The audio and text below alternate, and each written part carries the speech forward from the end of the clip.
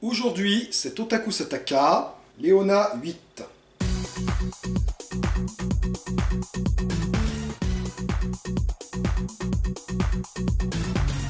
Minasan konnichiwa, perfetti kion desu.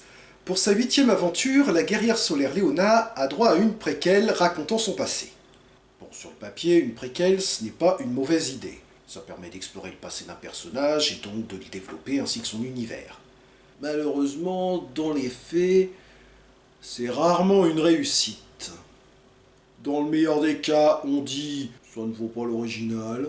Et dans les autres cas, c'est au mieux décevant, au pire à chier. Alors quand en plus la préquelle concerne une série qui n'a jamais brillé par sa cohérence et sa continuité, il va sans dire qu'on l'attaque avec un a priori négatif. Ikuzo!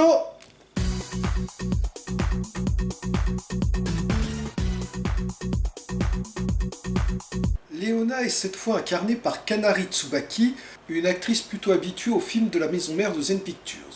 Et vous n'imaginez pas le mal que j'ai eu à trouver une illustration décente.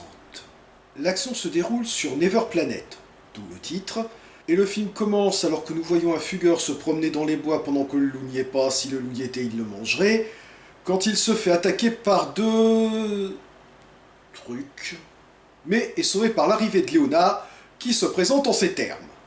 私は正義を愛する者レオーナ。特技は人助け。チャームポイントは大きなお尻。 Excusez-moi, mon cerveau a mis un petit moment à assimiler qu'il avait bien entendu ce qu'il avait entendu. Oui, je sais, je suis censé faire une blague ou un commentaire là, mais... Une super-héroïne vient de se présenter à un adolescent en lui disant « J'ai un joli cul !» Qu'est-ce que vous voulez que j'ajoute? Tiens, d'ailleurs, c'est qui cet ado, juste? 僕はガルンテ。 Quoi? C'est lui, Garunte? Le type qui se fait appeler Daimao Garunte? Le grand roi démon Garunte, c'est un ado en pleine puberté? Bon, bon, ok, pourquoi pas, hein. Si ça peut devenir ça, pourquoi pas? D'ailleurs, oui, effectivement, il a un peu une tête de méchant par moment. Donc, si j'ai bien compris, le film va nous expliquer comment Garunte est passé de jeune adolescent sympathique et ami de Léona à conquérant diabolique et son pire ennemi. Intéressant. Bon, par contre, même s'il n'est pas encore méchant, je suis pas sûr que ce soit une bonne idée de faire ça devant un adolescent en pleine puberté, Léona. Comme Garunte n'a pas envie de retourner chez lui, Léona lui met une baffe avant de lui faire un câlin. Ouais, c'est une méthode pédagogique comme une autre. Le lendemain, après un plan certes photoshopé, mais qui donne bien l'impression d'être sur une autre planète, Léona est convoquée par le roi et découvre que c'était l'adolescent qu'elle a pas fait la veille. Ou comment commettre un crime de lèse-majesté sans le savoir.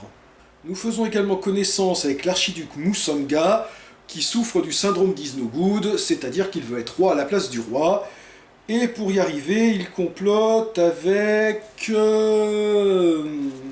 M. Bison, si j'en juge par la tenue. Of course! Le lendemain, alors que Léona discute avec Garunte, elle croise le complice de l'archiduc. Attends, quoi? Et pourquoi vous avez fait tout un mystère sur son visage si c'était pour nous le montrer 10 secondes après? お久しぶりです、マスター。シリウス。 On a ensuite un flashback, ça se voit au filtre sépia, qui raconte la première rencontre entre Léona et Sirius, qu'il avait attaqué accompagné d'une fusion entre Skeletor et un poulpe. Ah, on est repassé en couleur. Et ils étaient trois. Non, non, non, non, non, faute!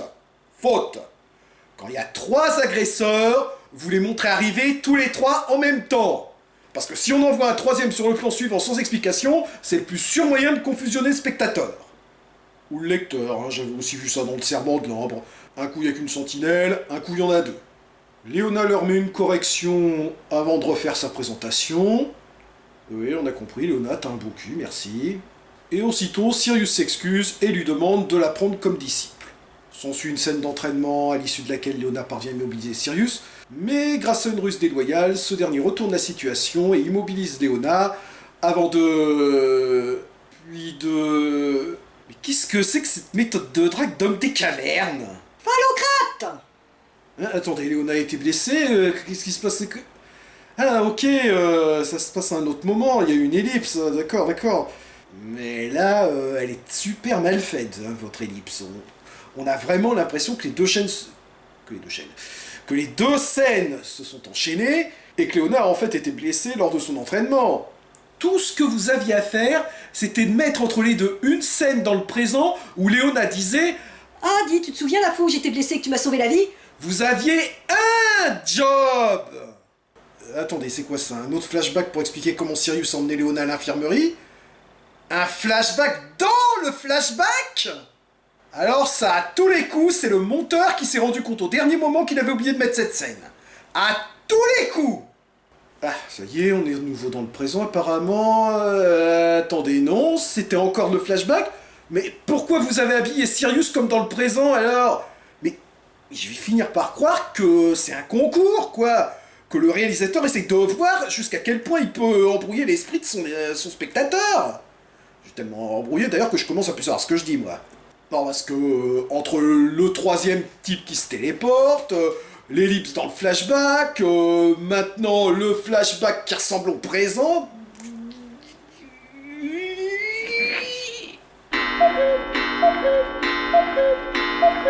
Et dire que j'ai même pas encore cherché à regarder si cette préquelle était raccord avec les autres aventures de Léona. Cette vidéo va être très dangereuse pour ma santé mentale, je sens. Donc, une fois de retour dans le présent, enfin j'espère, parce que c'est déjà bien assez compliqué comme ça, Sirius met Léona en garde contre les manigances de l'archiduc. Ben, si même les traîtres ne peuvent plus se faire confiance entre eux maintenant. De son côté, Garunté propose à Léona de devenir sa princesse. Alors, le premier qui me met un commentaire du style « Ah, mais Garunté, c'est Macron, en fait !» Il se sert un grand verre d'huile de foie de morue à ma santé. Sucré. C'est alors que l'archiduc fait son coup d'état, accompagné d'un monstre à l'entrée nettement plus soigné que son look.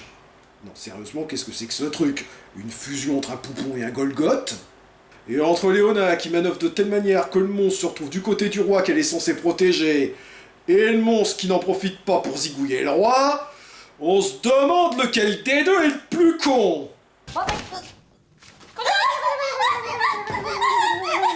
Léona, je sais que le premier commandement d'une super-héroïne, c'est de ne jamais baisser les bras, mais c'est au sens figuré.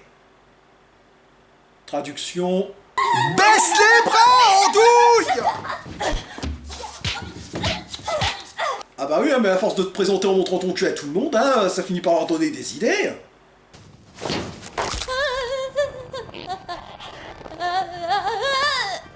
Je ne sais pas ce qu'il est en train de lui faire, mais je sais que je ne veux pas le savoir. Bref, l'archiduc capture le roi, pendant que Sirius emmène Léona inconsciente en lieu sûr. Quoi? On est de nouveau dans le flashback, là? Non, apparemment Sirius est en train de soigner les blessures qu'elle a reçues en combattant le bébé Golgoth, là. Mais comme elle a exactement la même tenue, et je crois les mêmes bandages que dans la scène précédente, enfin la scène dans le flashback, j'ai... Ah, attendez. Ou alors, la scène dans le flashback, c'était en réalité un flash-forward, et en réalité, c'était la scène, là, juste après qu'elle soit fait battre par machin... Ah bah non, la tenue de Sirius n'est pas raccord. Je vous dis qu'ils le font exprès. Ils savaient que j'allais faire une vidéo sur ce truc, et ils ont décidé qu'ils allaient me rendre dingue. Après 3 jours de convalescence, Léona part délivrer Garunté, et heureusement pour elle, le traître de service a attendu jusque-là avant de se décider à l'exécuter. Quelle époque, même les coups d'état sont victimes des lenteurs administratives de nos jours. Léona se transforme pour combattre... Alors, après nous avoir expliqué que les différents costumes de Léona, c'était en fait différentes Léona, Maintenant, il n'y a plus qu'une seule Léona qui a différents costumes selon son niveau de puissance.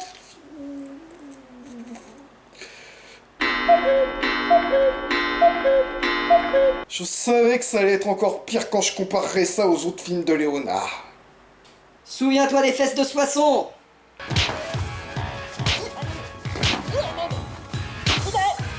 En réalité, ne faites pas autrui ce que vous n'aimeriez pas qu'il vous fasse. Vous pourriez tomber sur une rancunière. Rancunier? Mon Dieu, que c'est vilain! Tiens, sinon, vous vous souvenez de l'actrice qui jouait Léona Masque dans le précédent et que je vous avais dit qu'elle était souvent cascadeuse dans les productions de Zen Pictures? Eh ben, c'est elle, là. Bien joué, Léona! Bon, par contre, pendant que tu te battais contre le bidule, là, le traître a eu tout le temps d'égorger le roi. Non, je déconne, il va bien, le traître s'est barré sans demander son reste, et on ne le reverra plus jamais.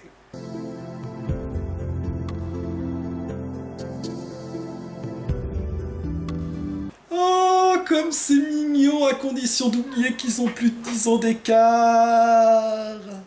Et le film se termine sur Léona faisant du hadada avec Sirius, puis Garonte.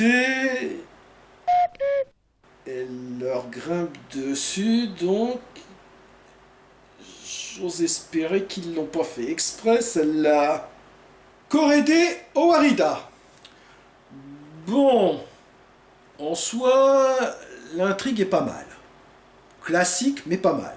C'est l'histoire d'une héroïne qui rencontre un roi, qui devient amie avec lui, et peu si affinité, mais c'est quand même un petit peu malsain vu la différence d'âge, et qui finit par le sauver d'un coup d'état. Jusque-là, tout va bien.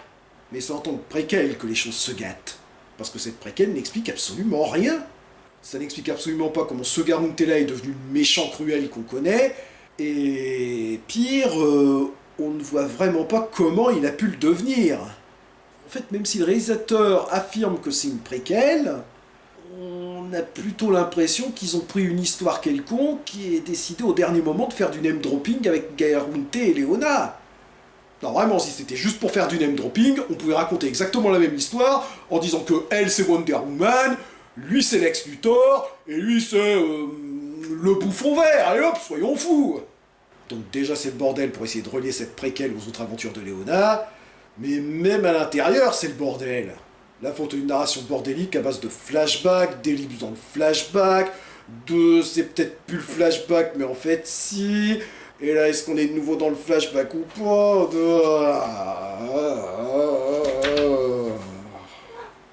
Pour ce qui est de l'aspect visuel, bon, le costume de Léona est assez joli, même s'il déteint un peu, et qui est clairement plus sexy que dans les films précédents, parce que tant qu'à avoir une actrice porno dans le rôle principal, autant en profiter. Et c'est probablement pour ça que cet opus est nettement plus osé que les précédents. On a quelques jolis visuels, même s'ils sont clairement photoshopés, et certains costumes exotiques qui arrivent à donner l'impression d'être sur une autre planète, pour tout gâcher en habillant d'un seul coup certains personnages avec des vêtements tout ce qu'il y a de plus terrien, et c'est sans parler de ceux des nombreux figurants involontaires.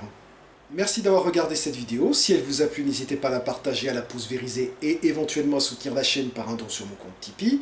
Et je vous rappelle que vous pouvez retrouver mes critiques écrites sur Casse Critique pour les bandes dessinées, et sur Tokuona pour les séries, comme Fire Leon, une série parodique mélangeant les codes des super-héros japonais à ceux du catch. Jane!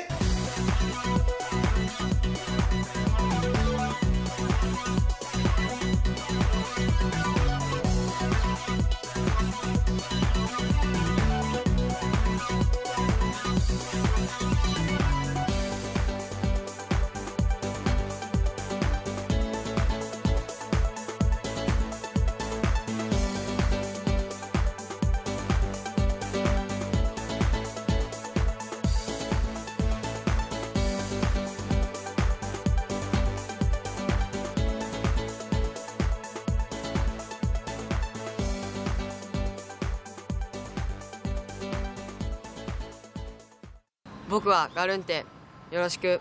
ガルンテ王様と同じ名前ね。 Et malgré ça, c'est uniquement en me voyant sur le trône que t'as percuté?